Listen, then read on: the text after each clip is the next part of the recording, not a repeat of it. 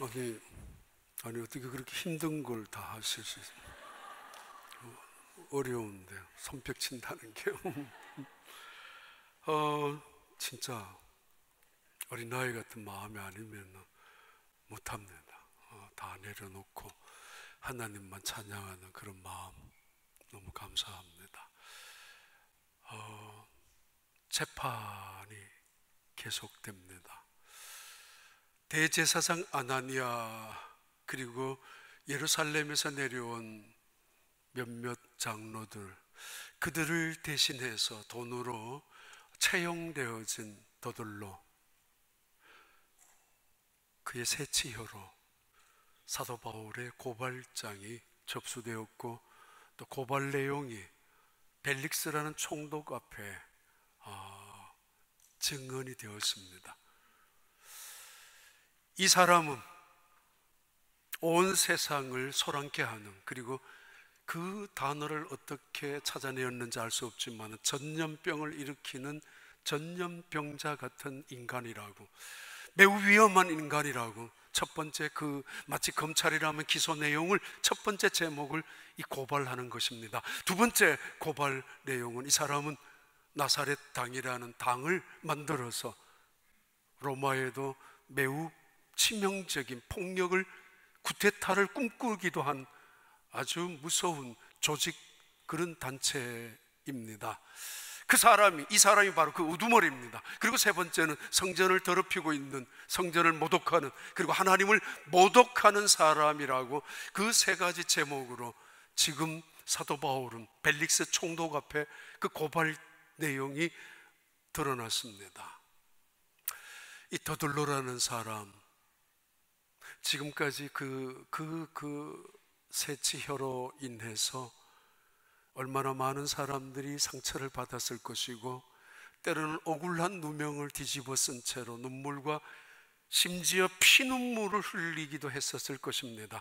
그런 거와 상관없이 이 사람은 누가 돈을 얼마나 많이 주느냐에, 또 누가 권력가인가에 그 눈치나 비율을 맞추며 살아왔던 더들로의 고발, 고소 내용이었습니다. 지금 그는 이 사도 바울을 사형장에 끌고 가려고 획책하고 음모를 꾸몄고, 그리고 그는 그 고발을 했습니다. 그 고발을 들은 사도 바울은 끝까지 묵묵히 기다렸다가, 그리고는 벨릭스 앞에 그 조목조목 반박하기 시작합니다. 나는 전염병을 일으키는 전염병자가 아니라고. 아니, 어쩌면은 기가 막힌 단어를 더들로라는 사람이 사용했는지도 모르겠습니다. 기독교인은 적어도 다른 곳에 어디든지 있다면은 뭔가 생명을, 복음을, 예수 그리스도를, 하나님을 증거하는 사람들이 되어야 되지 않느냐라는, 반대로 매우 아이러니하게 이 더들로라는 사람은 사도 바울을 그렇게 지칭했습니다마는 한편으로 맞는 말일 수도 있을 것입니다. 우리는 생명을 증거하는 그런 바이러스를 갖고 있는 사람들이기 때문입니다. 근데 한평생 살아가면서 전염은커녕 감염만 받으며 살아가는 인생이라면 불행한 삶을 사는 것이었을 것입니다. 마음도 약하고 몸도 약하고, 어디만 가면 전염을 당하고, 아니 감염을 당하고, 그 나쁜 병균에 침입해서 그나마 있던 건강도 잃어버리고, 그나마 지탱하던 믿음도 냉소적으로 바뀌어버리고, 간신히 붙잡고 있던 믿음의 줄도 놓아버릴 때도 있습니다. 잘못된 바이러스에 감염되면은 말입니다. 여러분, 지금까지 전염을 시키고 있습니까? 복음을, 한 사람이라도 희망을, 위로를, 격려를, 소망을, 그리고 하나님의 그 구원의 은혜를. 아니면 내가 가는 곳에 그 자리가, 밝았던 자리가 어두워지고, 소망이 있던 자리가 절망으로 바뀌고, 기쁨과 은혜를 누렸던 사람들의 마음속에 차가운 냉소를 만들어주고 있는 사람들인가? 아니면 그런 분위기에 감염되어서 오늘 또 하나님에 대해서 냉소적인 자리에 있는가? 우리는 적어도 소속감은 분명해야 합니다. 이 사람이 하나님의 백성인지 아니면은 아닌지 말입니다. 사도 바울 그는 나사렛 당의 우두머리는 아니지만은 분명한 소속이 있습니다. 예수 그리스도의 사람이기 때문입니다. 그리고 그는 성전을 모독하는 사람이 아니라 성전의 거룩을 지키는 하나님의 거룩한 임재를 지켜나가는 사람이었습니다. 그렇게 첫 번째, 두 번째 재판의 변론이 끝나고 난 다음 이제 재판의 결과가 있어야 합니다. 그래도 옛날에는 그 권력가가 총독부 총독이 재판장의 자리에 있기 때문에 당연히 그가 벨릭스 그 사람이 결론을 내려야 합니다. 오늘 본문은 그렇게 시작을 합니다. 지난주에 산안토니오에 월요일부터 수요일까지 있었습니다. 우리 썬데이 한인교회들이 모이는 일이 있었기 때문에 둘째 날 저녁 집회 중에 찬양을 하고 있는데 한 사람이 뒤에서 쓰러졌습니다. 갑자기. 저는 앞자리에 있었으니까 잘 못 봤습니다. 그러나 워낙 시끄러워서 뒤를 돌아보았고 그러고는 같이 뒤에 갔습니다. 심장에 이상이 있는지 쓰러진 이 사람은 긴 피유 의자에 누워서 아무것도 못하는, 저도 아주 이러다가 돌아가시면 어떻게 하나라는 마음이 있었습니다. 저만이 아니라 그 자리에 있었던 모든 사람들, 그 교회 교인들 한결같이 한 마음으로 왜 하필 우리 교회에서, 아니 왜 예배를 드리면서, 아니 어떻게 연합 집회를 하면서, 다른 교회에서 온 사람들도 마치 이 교회가 내 교회인 것처럼 그런 마음으로, 목사님들 다 마찬가지입니다. 그 교회 담임 목사의 심정인 것처럼, 그리고 강사로 오셨던 목사님도 마찬가지입니다. 자기가 잘못한 것처럼 그 시간에 그 강사 목사님 모두가 한결같은 마음으로 그분을 위하여 기도하는 것을 보면서 마음에 느낀 것이 있습니다. 아, 이게 교회구나. 저 집사람도 똑같이 나중에 느꼈다고 했습니다. 이게 교회구나. 교회는 이래야 된다는 것. 그러면서 오래전에 우리 교회 어떤 집사님이 교통사고로 돌아가신 적이 있습니다. 그 소식을 듣고 한국에 있는 언니가 꽤 오랫동안 머물면서 장례 다 마치고 돌아가기 전에 저한테 이런 말을 했었습니다. 목사님, 교회가 너무 좋은 교회라고. 아니, 교회라는 곳이 이런 곳이라는 것을 내가 확인했다고. 여성교회 사람들끼리, 나무동산 식구들끼리 서로 위로하고 격려하고 반찬 하나라도, 음식이라도, 그러면서 시작부터 지나고 오랫동안 며칠 그 지나는 시간에 계속 힘이 되어주었던 교인들을 보면서 이것이 교회 공동체구나. 그랬다가 한국에 나갔다가 다시 한국에 교사 휴직을 하고 미국에 와서 한참 동안 계시다가 나가신 분이 있습니다. 교회는 이런 곳입니다. 그리고 교회는 이런 곳이어야 당연히 교회라고 부를 수 있습니다. 한 사람이 억울한 사도 바울에게 누명을 써서 그 사람을 사형장으로 이끌고 가려고 그 새치혀로 휘둘렀던 더들로 돈에 의해서, 권력에 의해서 그를 조종하고 그를 이용하고 있는 대제사장 아나니아 일당들과 외롭게 서 있지만은, 그러나 사도 바울의 변론이 끝났습니다. 이제 재판의 판결을 해야 합니다. 사도행전 24장 22절 23절 읽습니다. 벨릭스가 이 도에 관한 것을 더 자세히 아는 고로 연기하여 이르되 천부장 루시아가 내려오거든 너희 일을 처결하리라 하고, 그리고 23절에 백부장에게 명하여 바울을 지키되 자유를 주고 그의 친구들이 그를 돌보아 주는 것을 금하지 말라 하니라. 벨릭스 총독, 노예에서 총독까지 올라갔던 입지적인 사람, 그러기 위해서 얼마나 많은 약한 사람들을 짓밟았을 것이고 아주 야비할 정도로 그 자리에 올라가기 위해서 얼마나 많은 강자들 앞에서는 비굴할 정도로 아부했을 것이고, 그러기 위해서 수많은 돈들이 필요했을 것이고, 뇌물 속에 살았던 이 벨릭스, 그래도 주어지는 책임이 있습니다. 판결을 내려야 합니다. 그의 판결은 보류입니다. 오늘 판단하는 것을 보류하겠다고 유예를 선고하고, 그리고 사도 바울을 거기에 헤롯궁 지하실에 감금해 놓으라고, 그러나 자유를 주고 친구들이 오더라도 면회 거절하지 말고 만나게 하라고. 만약에 사도 바울이 무죄 석방되는 것을 벨릭스가 선고했다면 그는 무죄를 받아 자유자가 되었을 것입니다.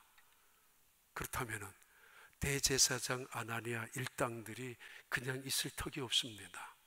그들은 권력을 가지고 있고 여전히 예루살렘을 중심한 여전히 많은 정보력을 장악하고 있고, 그리고 나아가서는 여전히 예루살렘 모든 민중을 선동할 수 있는 충분한 힘을 가지고 있는 사람들이 사내들인 공회원들입니다. 총독이 아무리 로마의 군의 힘을, 위세를 갖고 있다 할지라도 그 예루살렘의 유지들, 지역의 유지들을 무시하거나 업신여기거나 아니면 그들의 비율을 맞추지 아니하고 견딜 수는 없습니다. 그래서 그들의 비율을 맞춰주기 위해서 지금 당장 사도 바울이 무죄인 줄 알지만은 이미 천부장 루시오의 편지도 그랬지 않습니까? 무죄라고. 그러나 그가 내려올 때 다시 기회를 봐서 재판을 다시 하겠다고 하며 이 재판을 유예를 지켰습니다. 휴정을 선고했다는 말입니다. 다른 말로 말하면은 이 대제사장들에게 그 반발을 무마시키기 위해서, 그러나 그의 속셈은 다른 데 있었습니다. 사도 바울을 통해서 돈을 좀 받을까라는 생각이 있었기 때문에 끝까지 그는 돈에 관심이 많은 그런 사람입니다. 1925년 7월 18일, 7월 10일 지난주 일부 예배 때 드렸습니다. 테네시 데이톤이라는 곳에는 아주 유명한 역사적인 재판이 일어났습니다. 고등학교 생물 선생님이었던 스캅스라는 이 선생님이 진화론을 가르치면서 마치 계획되어 있는 것처럼 이 스캅스가 테네시 주법을 위반했는 걸로 검찰에 기소가 되고, 그리고는 그는 피고자로 서게 되었습니다. 미국의 자유 진보주의자든 생물 진화론자들이 전격적인 후원을 받았던 이 스캅스, 그리고 이 사람을 고발했었던 대표자인 윌리엄스 브라이언이라는 두 사람의 재판이 7월 10일 날 결론이 있었는 날입니다. 작은 1,500명밖에 되지 않는 아주 작은 동네였지만 그 당시 미국 전국에서 5,000명이나 되는 신문기자들, 그리고 각각 후원하는 진보주의자들과 보수주의자들, 진화론자들과 과학주의자들과 그리고 신앙을 지키려고 하는 자들이 함께 모여서 그 도시에서 있었던 재판이었습니다. 그 재판의 결과는 허망하게 끝났습니다만은 스캅스에게 벌금 100불로 끝났습니다. 지금은 오히려 창조를 가르치면은 오히려 그 선생님이 고발을 당하는 그런 세상에, 그런 미국 땅에 우리 살아가고 있습니다.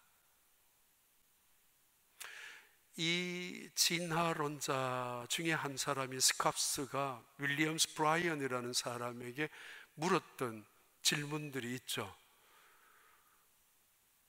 사탄이 마귀에게 들어갔느냐고.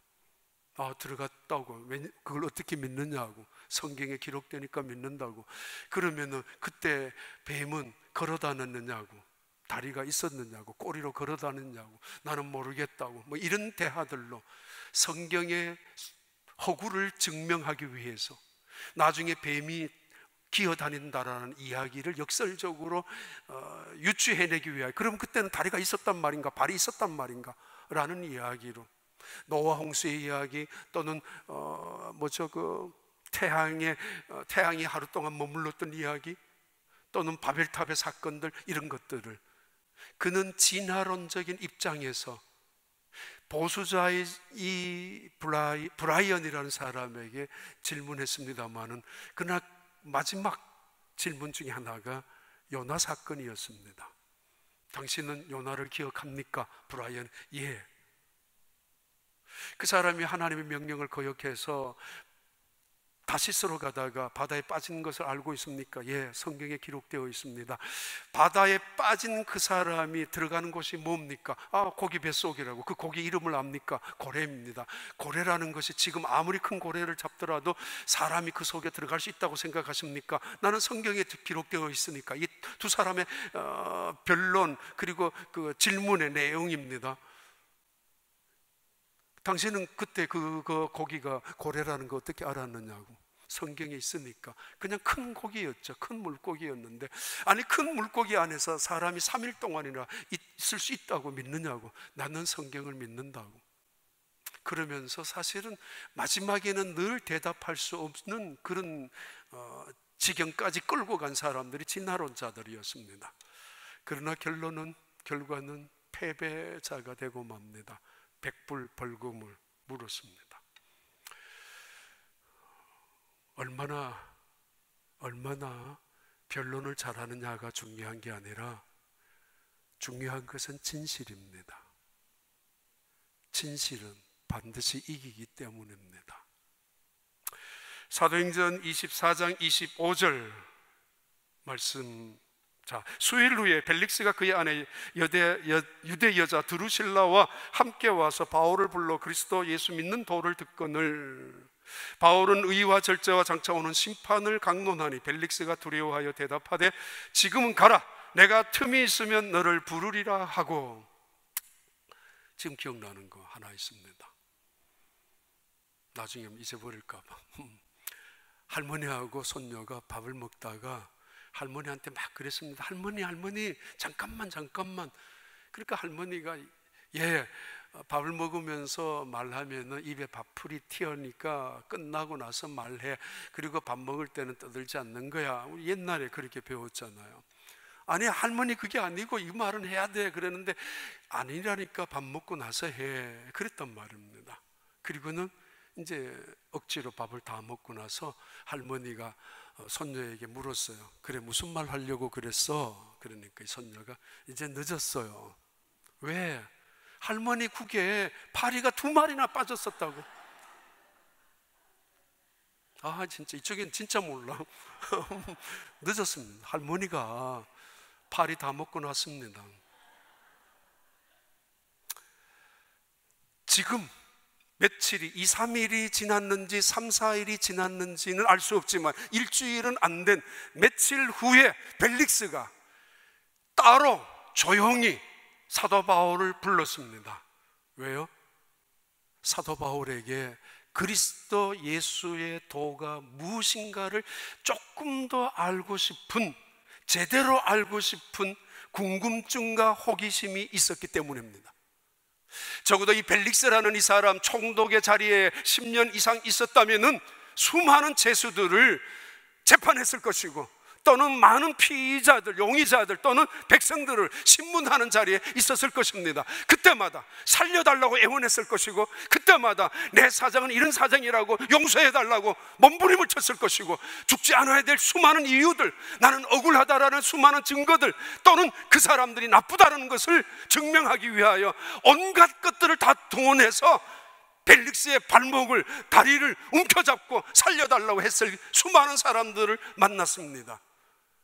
그런데 며칠 전에 있었던 사도 바울을 앞에 놓고 있었던 재판, 그 사도 바울은 달랐습니다. 분명히 자기 아내 드루실라를 통해서도 이것은 잘못된 것이 아니고 저 사람들의 음모며 저 사람들의 아주 못된 계획에 의해서 함정에 빠져 있는 것이라고 어느 정도는 그의 정보를 통해서도 알고 있었고, 가까운 친척들을 통해서도 듣고 있었던 그 사람이 어찌 모를 턱이 있겠습니까? 그런데 지금 그 억울한 누명을 쓰고 이 더둘러의 그 억측스러운 사형장으로 이끌고 가려고 하는 이 더둘러의 변론을 가지고도 아무 소리 안 하고 묵묵히 있었던 사도 바울, 그의 마음속의 평강은 도대체 무엇이란 말인가? 그러면서도 그 대제사장 일당들의 권력 앞에서 하나도 주눅들지 아니하고 비유조차 맞추지 아니하고, 아니 벨릭스라는 총독 앞에서도 당당하게 말을 하고 있는 이 사도 바울의 담대함은 도대체 무엇이냐 말이에요. 조그마한 돈 앞에서도, 이익 앞에서도 입에 거품을 물고 싸워야 하고, 조그마한 자존심 앞에서도 길길이 뛰어야 하고, 때로는 억울한 누명을 썼다고 땅을 치며 나는 가슴을 치는 사람들 억울하다라고, 나는 그렇게 죽어야 될 사람이 아니라고 떠드는 세상 속에서 사도 바울의 의연함은, 그리고 겸손하기까지 한 사도 바울의 모습은 벨릭스에게 감동을 주기에 충분했을 것입니다. 그래서 불렀습니다. 그리스도의 도를 더 알고 싶어서 말입니다. 2003년 2월 1일 우리가 살고 있는 텍사스 땅에 하필이 나왔네요. 아주 슬픈 일이 있었죠.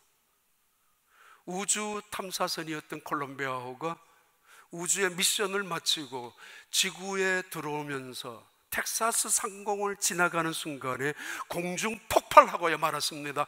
그 콜롬비아호에 탔던 승무원 7명, 우주인 7명은 그 자리에서 다 죽었습니다. 불과 몇 분을 남겨놓고, 땅에 착륙하기 몇 분을 남겨놓고 공중 폭발했습니다. 그때 7명 중에서 팀 선장이었던 분이 릭 허스밴드라는 사람이 캡틴이었습니다. 그분은 텍사스 출생이고 텍사스에서 오랫동안 살았던 사람이고, 그리고 그는 나사에 가다 보면은 좌측편에 이쪽 교회 하나가 그레이스 커뮤니티 처치의 교인이었습니다. 그분이 돌아가시고 난 다음 추모 예배를 드렸을 때에 그 추모 예배 영상에 인사말로 릭 허스밴드 그 선장의 인사말이 영상으로 나왔습니다. 그때 한 가족이 가슴 아픈 눈물을, 대부분 3,000명이 모였었다고 하는데 그 그레이스 커뮤니티 처치에 많은 사람들이 다 가슴 아파했지만 특별히 한 가정이 안타까움을 갖고 있었습니다. 그분의 가정은 이런 가정이었습니다. 릭 허스밴드라는 그분이 돌아오시면은 자기들 가정, 그 자기 친구 가정과 함께 만찬하기로 약속을 해놓았다고. 우주선을 타고 갔다 온 다음 내가 하나님을 만나고 올 테니까 하나님이 만든 우주가 얼마나 위대한지, 얼마나 섬세한지, 얼마나 우주의 과학적인 사건이 이루어지고 있는지, 그리고 그 얼마나 하나님은 우리를 사랑하는지, 그런 이야기를 친구인 그 가족들에게 전달하려고 했었던가 봅니다. 다녀와서 내가 하나님 만난 이야기를 해주겠다고. 그러나 그 생생한 이야기를 듣지 못했습니다. 그분은 그래서 안타까움으로 그 자리에서 어쩌면 죄스러움까지 있으면서 그 예배를 드렸을 것입니다.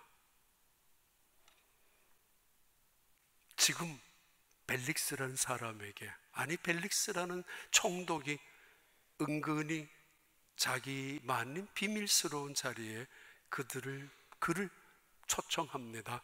드루실라라는 아내와 함께, 세 번째 아내 아그리파 1세의 친딸이고 헤롯 대왕의 손녀딸이 되는 20살 때 그의 아내로 들어간 이 드루실라 데리고 사도 바울을 초청합니다. 그 초청한 설교의 내용이 바로 25절의 말씀인데 다시 한번 볼까요? 그런 설교 주제를 이렇게 정합니다. 바울이 의와 절제와 장차 오는 심판을 강론하니 벨릭스가 두려워하여 대답하되 지금은 가라, 내가 틈이 있으면 너를 부르리라 하고. 벨릭스는 뭔가 다른 제수와는 다른 태도를 견지하고 뭔가 세상 다른 사람들과는, 아니, 예수를 믿는 사람답게, 예수를 믿는 사람의 그 소망을 가진 사람답게, 하나님을 믿는 사람들이 가지고 있는 그 의연함답게 앉아있는 모습을, 그리고 그 자리에 지켜있는 사도 바울을 보고 불렀는데, 사도 바울의 강론이 주제가 의와 절제와 장차 올 심판이었습니다. 이 하나하나 단어들은 이 벨릭스에게는 끔찍한 단어이고, 이 단어 주제 하나하나는 벨릭스란 총독은 상상도 안 해보는, 아니 상상도 하면은 온몸에 전율을 느낄 만큼 두려운 주제란 말입니다. 근데 그가, 사도 바울이 이 주제를 가지고 벨릭스에게 강론하기 시작합니다. 개인적으로 만났지 않습니까? 카카, 나 지금 힘들어요. 나 빨리, 내 몸에 병도 있어요. 나 석방시켜 주세요. 할 수도 있는 시간입니다. 아니, 카카, 나 지금 억울하다는 거 당신도 알고 있지 않습니까? 그러면은 나를 빨리 내보내주세요. 할 일이 많습니다. 저 사람들이 나쁜 사람입니다. 이렇게 설득도 할 필요가 있는 그런 자리 아닙니까? 개인적으로 만났으니까 얼마든지 자신의 아픔이나 자신의 사정을 토로하고, 아니면 다른 사람들의 악함을 지적하며 폭로할 수도 있는 자리입니다. 그런데 그렇게 시간을 끌지 않았습니다. 자기를 변호하는, 어쩌면 마지막 순간일 수도 있는데도 불구하고 자기의 억울함을 하소연하는 자리로 만들지 않았습니다. 그리고 사도 바울은 벨릭스란 사람이 가장 원하고 가장 듣고 싶어하는 이야기를 가지고 주제로 삼지도 않았습니다. 성경책은 우리가 원하는 이야기만 기록된 것이 아닙니다. 설교란 내가 듣고 싶은 이야기만 해주는 것이 설교가 아닙니다. 어쩌면 벨릭스에게는 가장 듣기 싫은 이야기, 가장 끔찍한 주제, 그러나 그에겐 가장 소중하고 그에겐 가장 필요한 주제를 지금 사도 바울은 언급하고 있습니다. 그 중에 첫째가 의이고, 두 번째는 절제이며, 그리고 심판입니다. 의, 무엇보다도 그에게는 시급한 문제입니다. 불의한 자로 살아왔기 때문입니다. 죄 속에 살아와고 오고 있기 때문입니다. 의, 그에게는 가장 중요한, 무엇보다도 우선적인 문제가 의의 문제입니다. 이것을 신학적으로 구원이라고 합니다.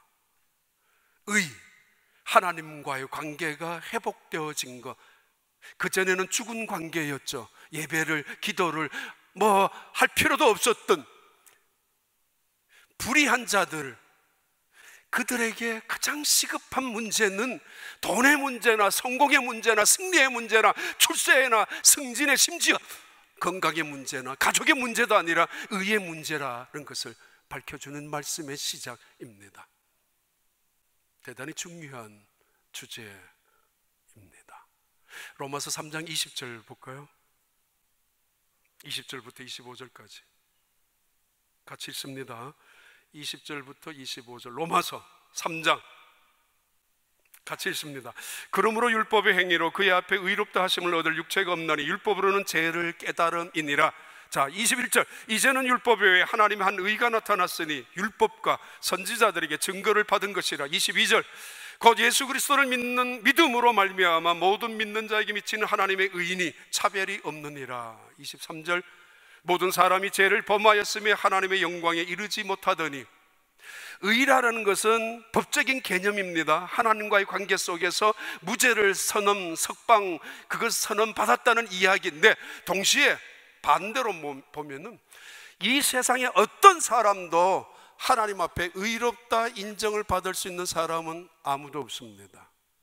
평생을 선하게 살아왔다 할지라도 털끝만한 죄가 있다면 그것은 하나님의 거룩하심 앞에서는 태산보다도 더 큰 죄로 드러나기 때문입니다.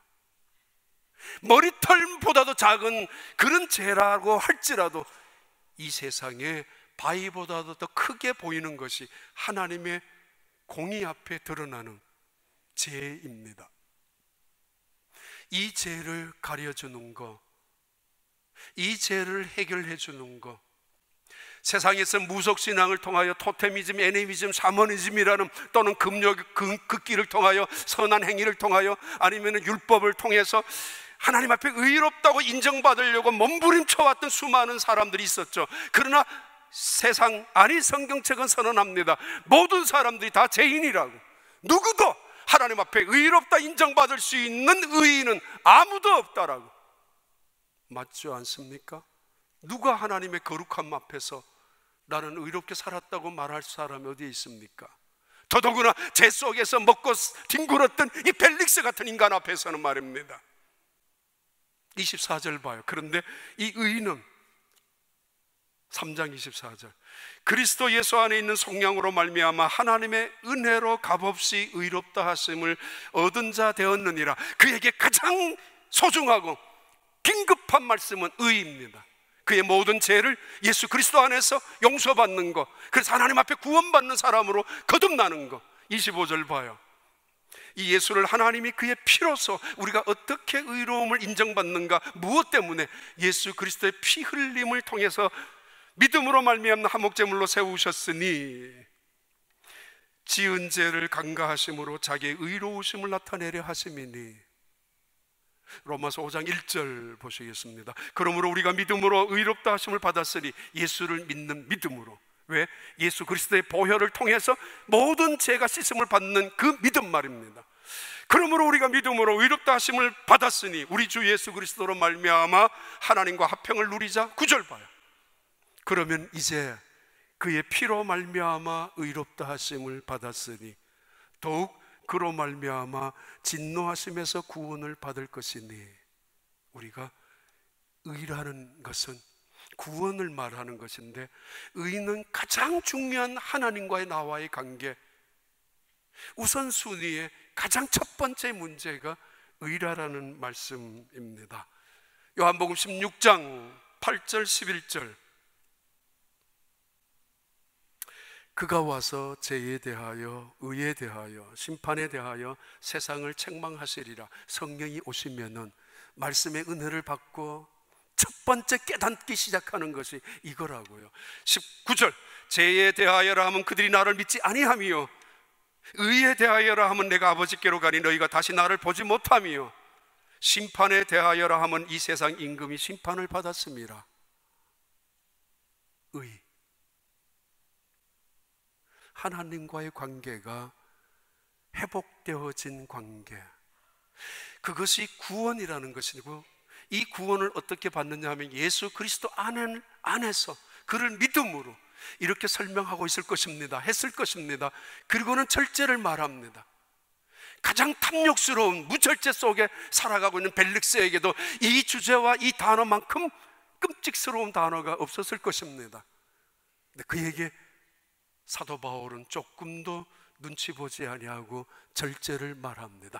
의로움으로 하나님의 자녀가 백성이 되었다면 이제 절제를 가지고 살아가야 하는데, 이것은 적당히 자기를 통제하고 적당히 자신의 본능을 조절하고 억제하는 그런 정도의 절제가 아닙니다. 한순간에 자기의 다리를 잘라버리는 절제, 한순간에 한 손목을 잘라버리는 절제, 그것을 여기서 말하는 절제라고 합니다. 아예 잘라버리는 것이죠. 그래서 멀리 던져버리는 거. 예수 믿는 사람들 욕심을 잘라버리고 세상에 던져버리고 나와는 상관없다고. 술을 좋아하는 사람이 적당히 자기가 술을 조절할 수 있다고요? 그래서 그게 절제라고요? 도박을 좋아하는 사람, 나 이제 도박 적당히 할 수 있다고요? 그게 아니라 잘라버리는 것을 말하는 절제, 그 절제를 말합니다. 베드로후서 1장 5절부터 나오는 말씀입니다. 그러므로 너희가 더욱 힘써 너희 믿음의 덕에 지식에 절제를, 절제에 인내를, 인내에 경건을, 경건에 형제 우애의 사랑을 다하라. 가장 중요한 9가지 덕목 속에서 중간이 절제입니다.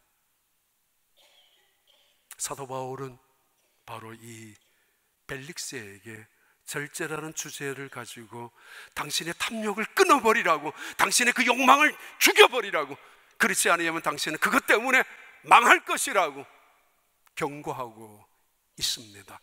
그리고는 장차 올 심판에 대해서 그에게 설교를 합니다.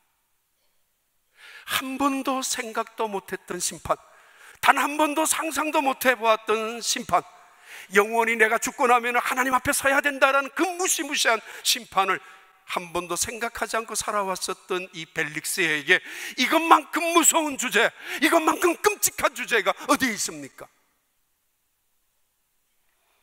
마치 나는 죽지 않을 사람처럼 살아오는 사람들, 마치 나는 죽어도 하나님의 심판 앞에 서지 않는 사람이라고 살아가는 사람들, 그래서 아무렇게나 살아가고 내 고집대로 살아가고 그래서 막 살아가는 사람들, 심판날에 주님 앞에 서야 될 그때를 한 번도 생각해 본 적이 없이 살아가는 사람들, 벨릭스에게 말합니다. 히브리서 9장 27절의 말씀입니다. 사람에게 죽는 것은 정한 이치요 그러나 지금 이후에는 심판이 있다고. 주님 앞에 서는 날이 있기 때문에 어떻게 살았는지, 무엇을 하고 살았는지, 얼마나 하나님의 뜻 속에 살았는지, 그 의와 그 절제 속에 신실하게 살았었는지 주님 앞에 내가 말하지 않아도 고스란히 다 드러나게 될 것이고 주님 앞에 보여지게 될 것입니다. 이 말을 들은 벨릭스는 두려움으로 가득 찼습니다. 두려워서 온몸이 전율을 느꼈죠. 아니, 심판이 정말 있단 말이냐? 예수 그리스도의 죽음과 부활을 통하여 심판을 이야기했겠죠. 분명히 정말 심판이 정말 있단 말이냐?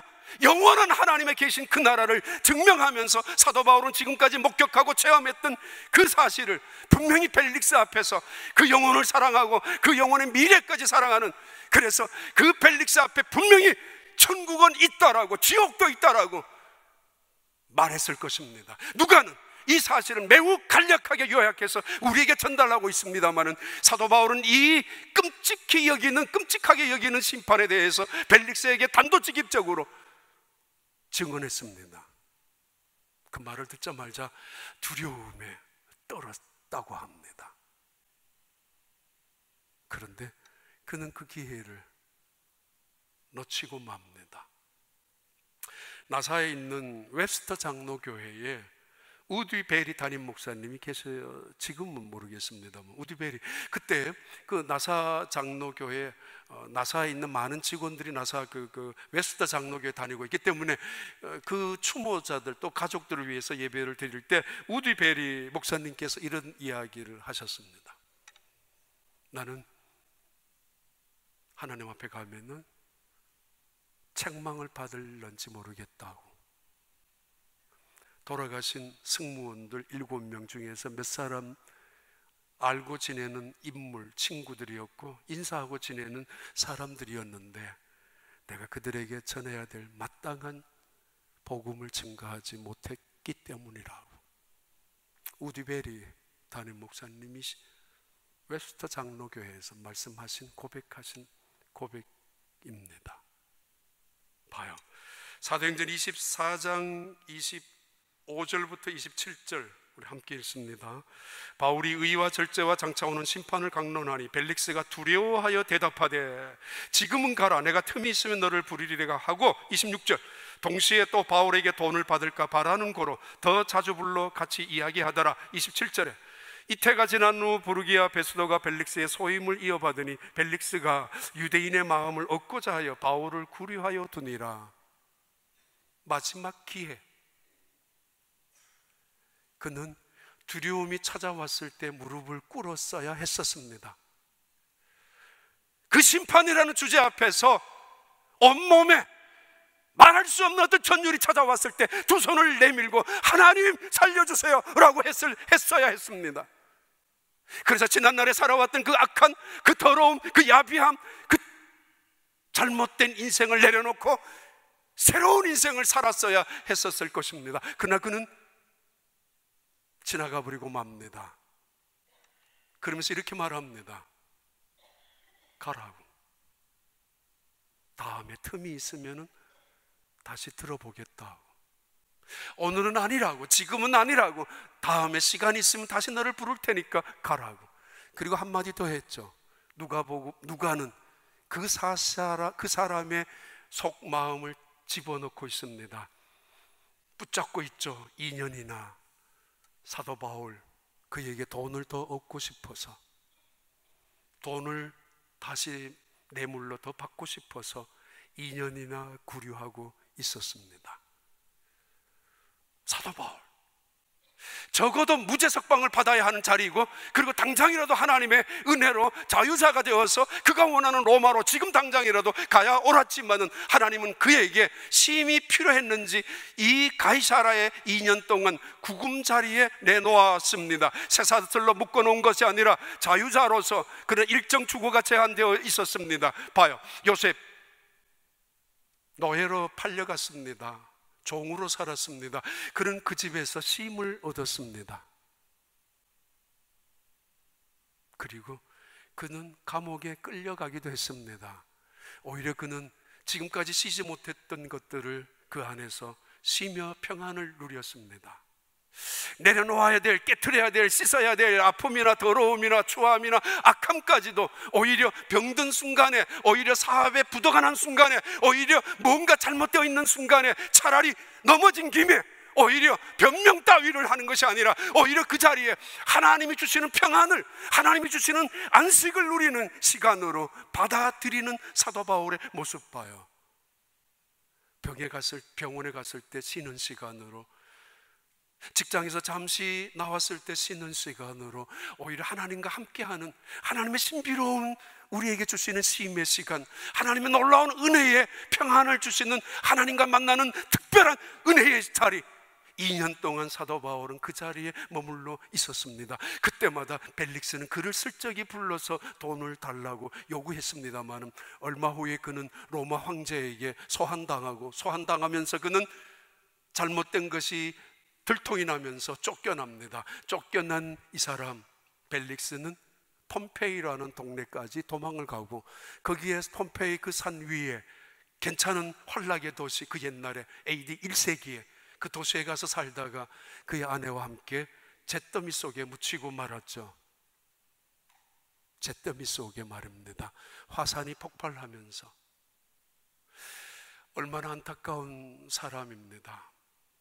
역사적으로 최고의 설교가였던 사도 바울, 복음의 핵심을 듣고 그 사람에게 직접 개인적으로 레슨을 받았던 이 벨릭스가 의와 절제와 심판에 대한 복음의 핵심적인 내용을 들으면서도 내가 틈이 나면 다시 들을게, 그리고는 뒤돌아서서 세속적인 거 다시 욕심을 가지고, 그리고 세상적인 돈에 다시 미련을 가지고 살았던 이 인간은 결국은 잿더미 속에 화석으로 끝나고야 말았습니다.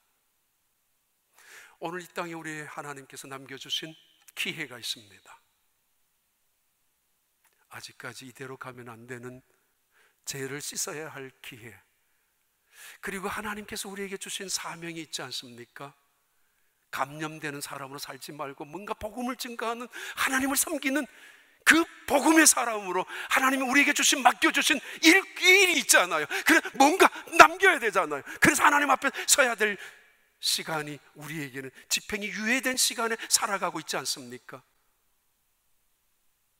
주님 앞에 서는 날, 그 자리가 영광스러운 자리가, 여러분의 믿음으로 승리하는 축복의 자리가 되시기를 진심으로 축원하고 축복합니다.